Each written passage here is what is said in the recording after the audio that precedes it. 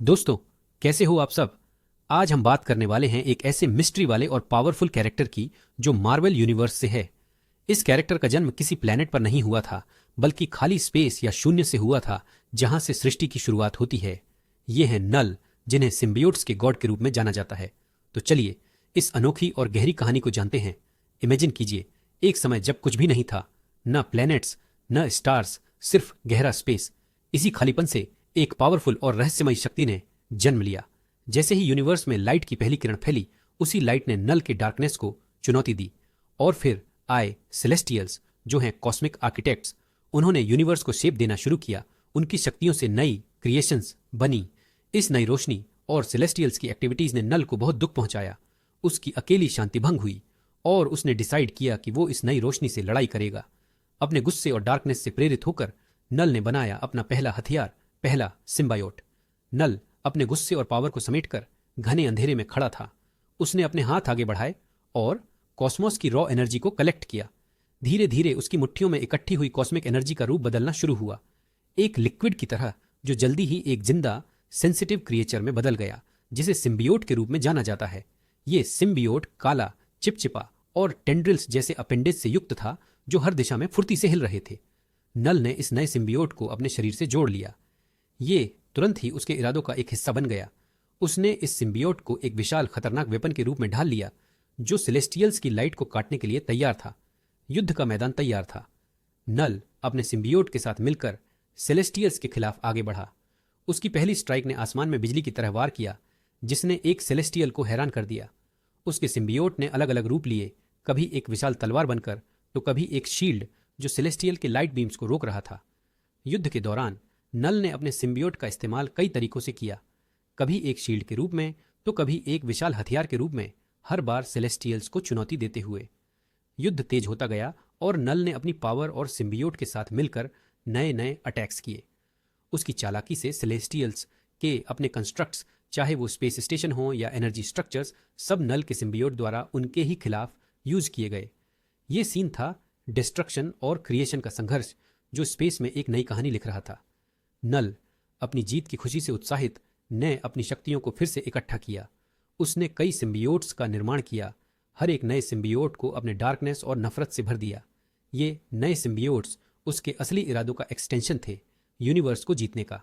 एक एक करके नल ने इन सिम्बियोट्स को यूनिवर्स के अलग अलग कोनों में भेजा। उनका मिशन था हर नए प्लेनेट पर जाना और वहां के जीवों के साथ एक बॉन्ड बनाना, अपनी पावर को और बढ़ाना। जैसे जैसे ये सिम्बायोट्स नए प्लैनेट्स पर पहुंचे, उन्होंने अलग अलग तरह के जीवों को अपना होस्ट बनाया।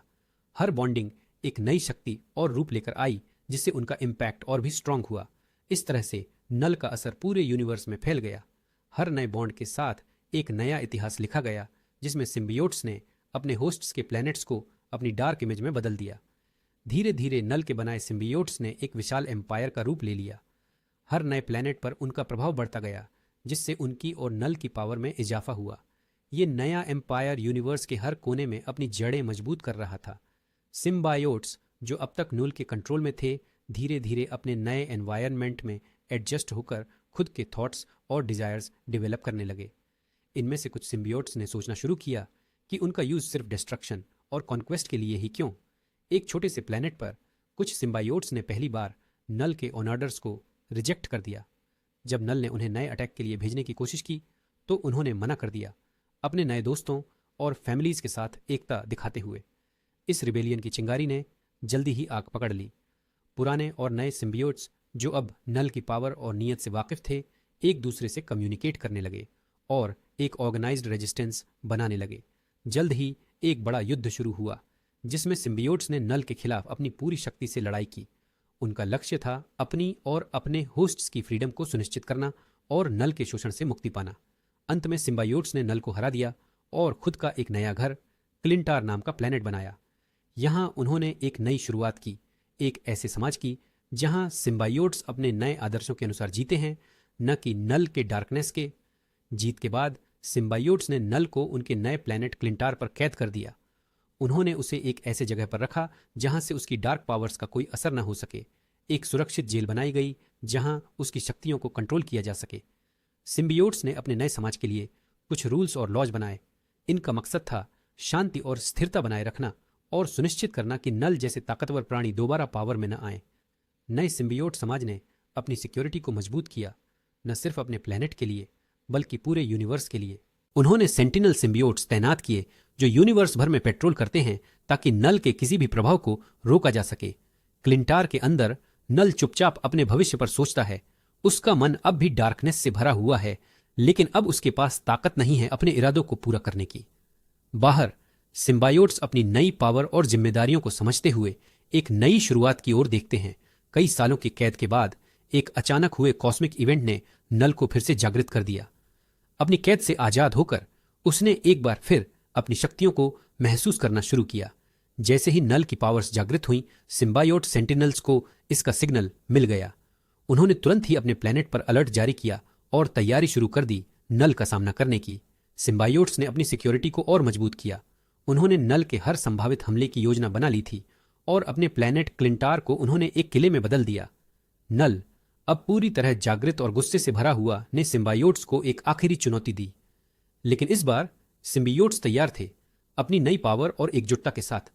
जैसे ही युद्ध का माहौल गर्म हुआ, सिम्बियोट्स ने अपने यूनिटी की ताकत दिखाई। अब वे न सिर्फ एक साथ थे बल्कि उन्होंने अपने पुराने शोषक को हराने की पूरी संभावना रखी। इस कहानी का अंत यहां होता है, लेकिन सिम्बियोट्स की यात्रा अभी जारी है। तो दोस्तों, ये थी नल और सिम्बियोट्स की अनोखी कहानी। अगर आपको ये कहानी पसंद आई हो और आप और भी मजेदार मार्वल कॉमिक्स की स्टोरीज सुनना चाहते हैं तो हमारे साथ जुड़े रहें। और हाँ, चैनल को लाइक करना और सब्सक्राइब करना ना भूलें।